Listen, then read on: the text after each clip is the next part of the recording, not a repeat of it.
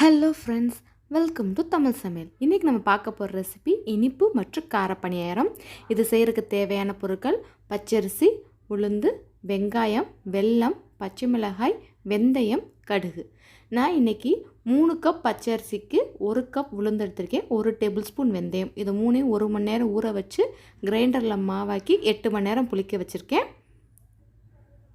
முதல்ல நம்ம கார பணியாரம் ரெடி பண்ணிடலாம். அதுக்கு 1 டேபிள் ஸ்பூன் எண்ணெய் விட்டுக்கோங்க.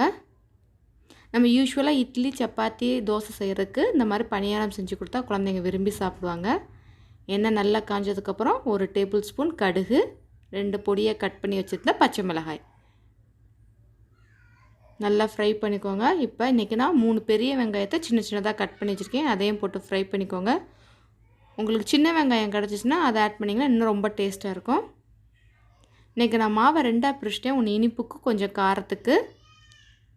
இப்போ நம்ம வதக்கின வெங்காயத்தை ஒரு மாவில் ஆட் பண்ணிடலாம்.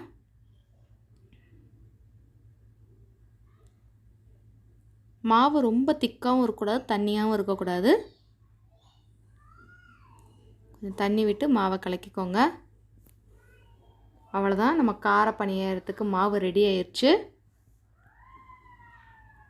இப்போ இனிப்பு பணியாரத்துக்கு ரெடி பண்ணிடலாம். அதுக்கு ஒரு பாத்திரத்தில் 1/4 டம்ளர் தண்ணி விட்டுக்கோங்க. தண்ணி அதிகமாக சேர்த்தினா பாவு ரொம்ப தண்ணி ஆயிரும், பணியாரம் சுடும்போது உங்களுக்கு திருப்பி போட கஷ்டமாக இருக்கும். இன்றைக்கி நான் 1.5 அச்சு வெல்லம் எடுத்துருக்கேன்.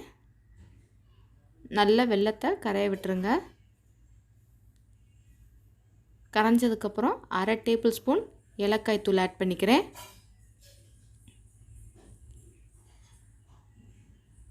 நல்ல வெல்லம் கரைஞ்சாச்சு.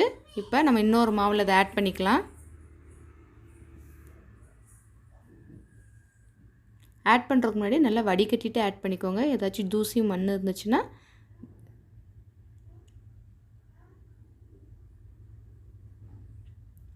எப்போவுமே நம்ம வெல்லம் ஆட் பண்ணும்போது வடிகட்டிட்டு இந்த மாதிரி ஆட் பண்ணிக்கோங்க. அவ்வளோதான்,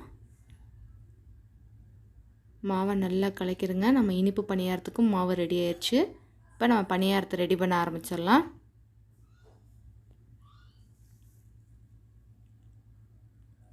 ஃபஸ்ட்டு நல்லா ஆயில் ஆட் பண்ணிக்கோங்க. பணியாரத்துக்கு எப்போவுமே ஆயில் நல்லா நிறையா இருந்தால் தான் நல்லா டேஸ்ட்டாக இருக்கும்.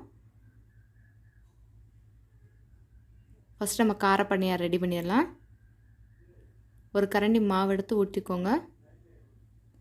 நம்ம வெந்தயம் ஆட் பண்ணுறனால நம்ம பணியாரம் ரொம்ப மொறுமொறுன்னு இருக்கும். வெந்தயம் நீங்கள் அதிகமாக ஆட் பண்ணிங்கன்னா கசப்புத்தன்மை வந்துடும். ஸோ 3 கப் அரிசிக்கு 1 கப் உளுந்து, 1 டேபிள் ஸ்பூன் வெந்தயம். பாருங்கள், நல்ல மொறுமொறுன்னு வந்துருச்சு. அவ்வளோதான், நம்மளோட கார பணியாரம் ரெடி ஆயிடுச்சு. இதை ஒரு பிளேட்டில் மாற்றிடலாம். நீங்கள் 2 கப் பச்சரிசி எடுத்துகிட்டு 1 கப் இட்லி அரிசி எடுத்தாலும் கரெக்டாக இருக்கும். அவ்வளோதான், நம்மளோட கார பணியாரம் ரெடி ஆயிடுச்சு. இப்போ இனிப்பு பணியாரத்தையும் இதிலே செஞ்சிடலாம். எண்ணெய் விட்டுக்கோங்க. எண்ணெய் நல்லா ஹீட் ஆனதுக்கப்புறம் மாவு விட்டுக்கோங்க. இனிப்பு பணியாரத்துக்கு எப்போவுமே சிம்மில் வச்சு செய்யணும். நீங்கள் அதிகமாக வச்சு செஞ்சிங்கன்னா பணியாரம் வெந்திருக்கும், ஆனால் உள்ளே இருக்க அந்த வெல்லம் பிசுபிசுப்பு தன்மை கொடுக்கும். அவ்வளோதான், நம்மளோட ரொம்ப சுவையான இனிப்பு பணியாரம் ரெடி ஆயிடுச்சு. ஒரு பிளேட்டில் மாற்றிடலாம். ரொம்பவே டேஸ்டியான ஹெல்த்தியான இனிப்பு பணியாரம் மற்றும் கார பணியாரம் ரெடி ஆயிடுச்சு. நான் கார பணியாரத்துக்கு இன்றைக்கி தக்காளி சட்னி வச்சுருக்கேன். இது தேங்காய் சட்னி கூட ரொம்ப நல்லாயிருக்கும். இந்த சேனல் உங்களுக்கு பிடிச்சிருந்துச்சுன்னா லைக் பண்ணுங்கள், ஷேர் பண்ணுங்கள், மறக்காமல் சப்ஸ்கிரைப் பண்ணுங்கள். தேங்க்யூ.